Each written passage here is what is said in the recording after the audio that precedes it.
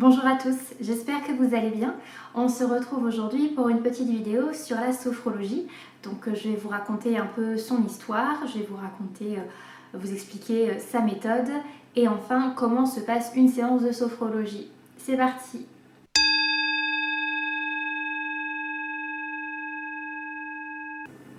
Alors déjà, l'origine du mot sophrologie vient du grec sos qui signifie harmonieux, du mot phrène qui signifie esprit et du mot logos qui signifie science. Donc on peut littéralement dire que la sophrologie c'est la science de l'esprit harmonieux. Donc la sophrologie, elle a été mise au point par le neuropsychiatre et espagnol Alfonso Caicedo en 1960. À l'époque, il travaillait dans les hôpitaux psychiatriques et les méthodes thérapeutiques étaient assez brutales. C'était surtout tout ce qui était électrocution sans anesthésie, donc plutôt vraiment brutal. Et il a souhaité adoucir justement ces méthodes et les adapter au mieux. Donc il a commencé avec de l'hypnose et finalement ça lui a pas suffi. Il a voulu pousser un peu plus ses recherches. Donc il s'est inspiré des méthodes occidentales et des pratiques orientales. Donc on retrouve dans la sophrologie le yoga, l'hypnose, on retrouve aussi la méthode Coué et encore plein d'autres choses. Et il s'est inspiré de tout ça et donc a créé la sophrologie. Donc la sophrologie a une vocation thérapeutique mais peut aussi permettre d'accéder au développement personnel.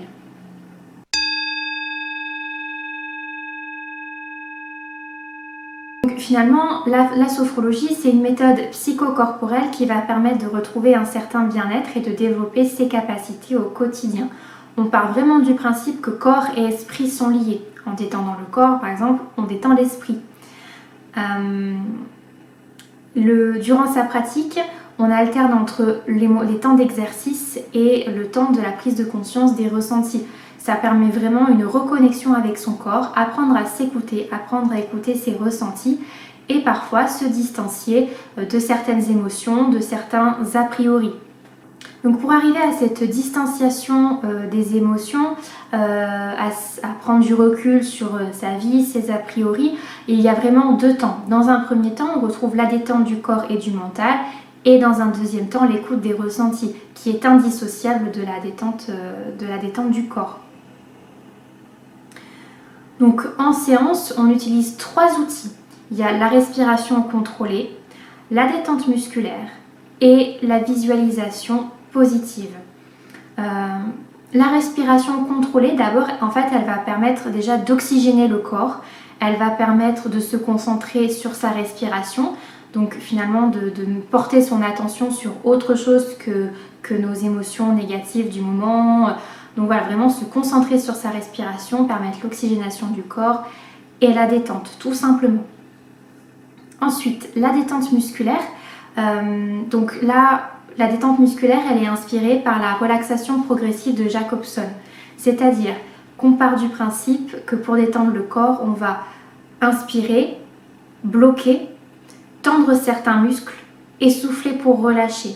Ça sera vraiment aller chercher la détente, le relâchement musculaire. Et on va se rendre compte souvent qu'on a des points de tension, que souvent on a l'estomac un peu crispé. Et en fait, aller en prendre conscience, c'est dans sa journée se dire « Ah là, je suis un peu crispée, je vais souffler et détendre ». Et enfin, on utilise la visualisation positive, qui est inspirée là pour le coup de l'hypnose, mais aussi de la méthode Coué.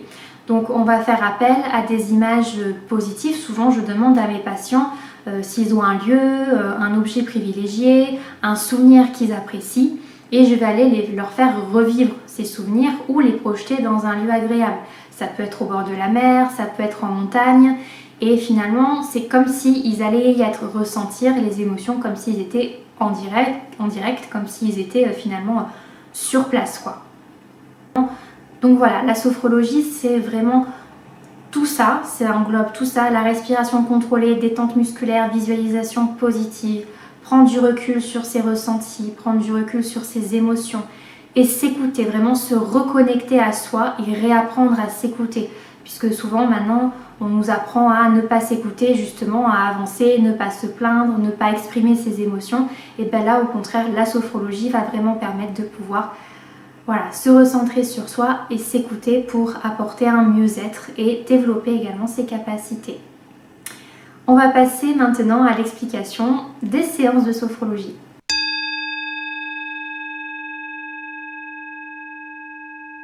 Donc les séances de sophrologie, les séances se déroulent en 4 temps.